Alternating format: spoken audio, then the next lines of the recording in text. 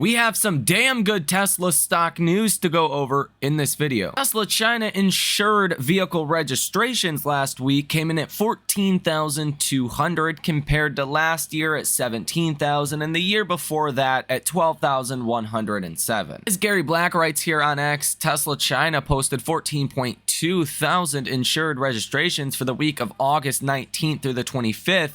After 8 weeks, Tesla China's Q3 registrations are still on track for their best quarter ever and are up 10% year over year and 30% quarter over quarter. So this was a very strong number and continuing the strength that we have recently seen over in China. The Tesla Model Y was the best-selling luxury car in China for the third consecutive week last week. It's being reported that Tesla pays $18 million for Queens, New York parking lot to build a charging station. Sometimes you gotta do what you gotta do. The Biden administration has announced it is awarding $521 million in grants to build out electric vehicle charging and deploying more than 9,200 EV charging ports.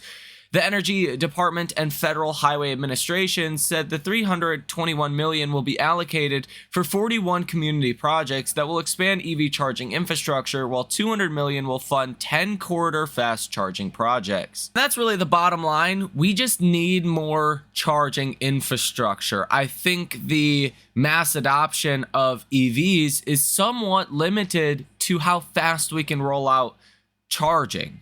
At least here in my home state of Michigan, it would be a complete disaster if everyone drove EVs. There would be nowhere to charge. Or the places that you could charge are like 2 stalls, 4 stalls. They're just, it wouldn't be plausible at this point. We need more charging infrastructure is the bottom line. The US government has begun a $150 million repair and upgrade program for 4,500 electric vehicle chargers across 20 states at an average cost of over $33,300 per charger. And look at that. It is being reported that the Tesla Semi-Factory is now getting its first vertical uprights. So definitely some progress taking place over in Nevada. And as of last night, all new Model X all-wheel drive buyers in the US get one paid option for free if you purchase FSD for $8,000. The highest priced option configured will be complimentary when FSD is added to your order. This means you can get the $6,500 6-seat interior or the $5,500 22-inch turbine wheels for free if you add FSD. And again, this makes sense for Tesla to do this because FSD is such a high margin business for Tesla. Now, it depends what you throw into that business. If you're trying to figure out the margins, if you're including the GPU training cluster, then the margins are going to be a lot lower for FSD. But if you don't include that in your calculation, if you just say that's a Tesla expense, it doesn't really cost anything for Tesla to flip on FSD in your car. Like, the vehicle already comes with the chip that is necessary to run FSD. So that cost is already recognized up front. And that's why it really doesn't matter what kind of promotions Tesla does around FSD. The more FSD they sell, the more profitable Tesla will be. And here we could see the progress on Tesla's Megapack factory. In May of 2024, there was nothing. They were just getting the ground ready, essentially.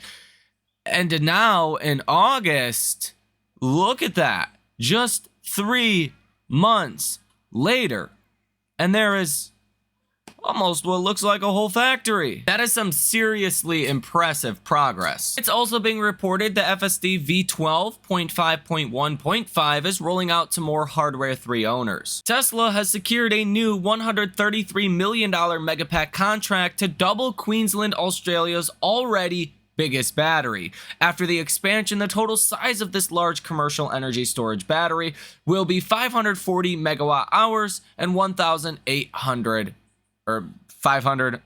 megawatts, and 1,080 megawatt hours. EV startup Canoo is moving its headquarters from California to Texas. It is also being reported that Tesla can challenge the Louisiana direct sales ban a U.S. appeals court has ruled. In a 2-to-1 decision, the 5th U.S. Circuit Court of Appeals in New Orleans reversed the dismissal of Tesla's due process claim, vacated the reversal of its antitrust claim, and upheld the dismissal of its equal protection claim. Up to this point, Tesla has not been able to deliver their cars directly in the state of Louisiana due to the direct sales ban.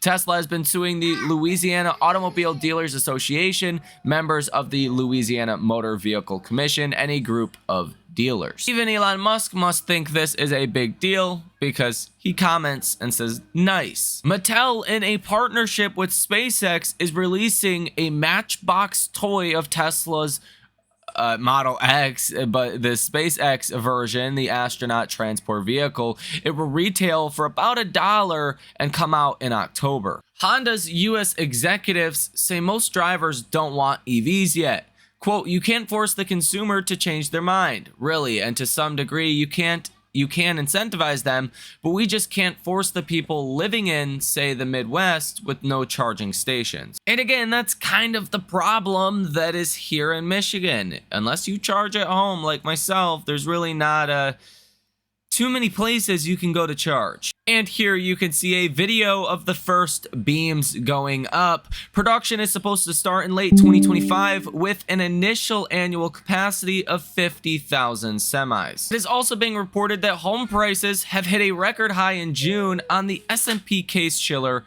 Index. U.S. consumer confidence has also hit a new 6-month high. We were expecting 100.8. Last month was 100.3, and we came in at 103.3, so this was pretty good news today. At the same time, Richmond Fed August Manufacturing Index falls to negative 19.0. The estimate was negative 14. The previous month was negative 17. This is the lowest reading since May of 2020. And it is pretty much collapsing at this point. But within the USCB Consumer Confidence Report, the average 12-month inflation expectation dropped to 4.9% in August, the lowest since March of 2020, and consistent with slower overall inflation and declines in some goods prices. The report also states that consumers' assessments of the current labor situation, while still positive, continue to weaken, and assessments of the labor market going forward were more pessimistic. This likely reflects the recent increase in unemployment. And I think it also just reports or suggests that companies overall are slowing down.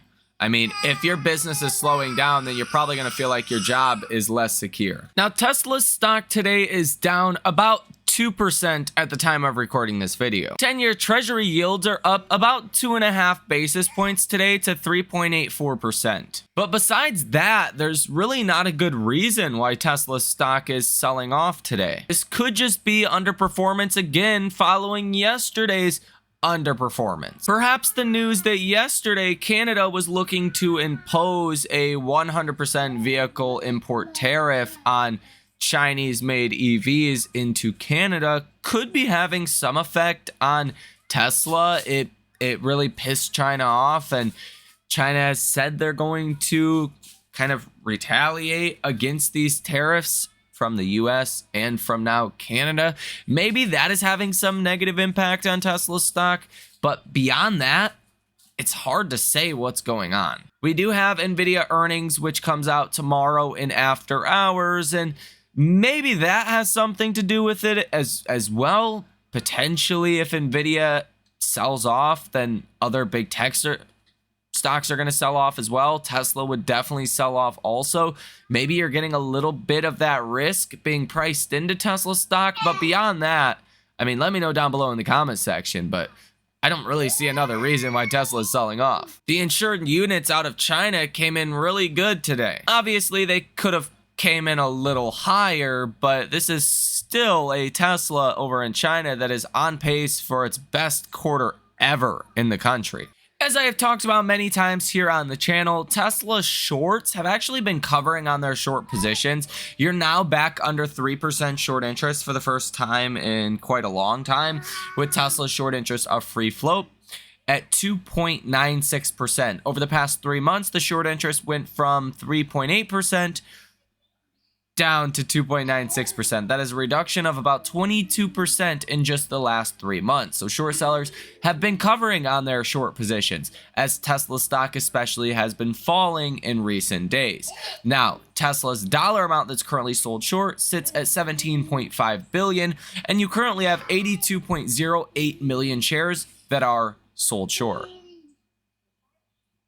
Today, you have return shares, aka covered shares, at 340,000, and borrowed shares today, aka shares that are being sold short, at 28,000. That means on net, you have about 311,000 shares today that are being covered on. Option activity today in Tesla stock is also very, very strong today. You are looking at 25 different trades totaling $5.44 million with a positive order value of 85%. So that's not really reflective of Tesla stock being down 2%. People are actually pretty bullish on Tesla, even big money today. Volume is pretty mixed today as well. Volume's 49.5% calls, 50.5% puts, so it's pretty neutral. Over on Google Trends, the Cybertruck is falling to 59, the Model Y at 26, the Model 3 at 24, the Model S at 10, and the Model X at 8. Overall, very strong levels of Google Trends data still being reflected for Tesla. Global inventory numbers are definitely doing some weird things as well. The Model X has recently shot up to about 4,600 vehicles in inventory. The Model S shot up to 3,500. The Model 3 is really stagnating around 6,300 or so. The Model Y recently shot up as well, kind of come down a little bit to about 7,500. Still kind of elevated levels of inventory. We have seen inventory rise, but it does appear like we're probably going to get another Q4 temporary shutdown for Tesla. So I'm not as worried about more promotional activity happening here as far as Tesla actually cutting prices. That's what Wall Street does not like, is when Tesla cuts prices. I think the excess inventory we're seeing right now is probably because of the planned downtime. So from that sense, I'm not as concerned about the inventory levels that we're at. And Tesla continues to run about 4,000 different ads with Google. CNN's Fear and Greed Index today is sitting at neutral of 52. Yesterday, you were neutral at 53. So going down 1 point today, but you're pretty neutral overall in markets. I would say actually skewed towards being bullish. I actually think the markets are kind of in greed territory, as we're back almost to new all-time highs. Whether or not we do hit all-time highs in the short term is probably going to come down to Nvidia, that again reports earnings tomorrow in after hours. And of stocks currently trading above their 50-day moving average is down a little bit today, down about 1.2 points to 66.11%. So you do have 2/3 roughly of this market trading above its 50-day moving average. That's a pretty strong number. The average stock has done relatively well over the last couple of weeks, and I do think at this point this thing could go either way.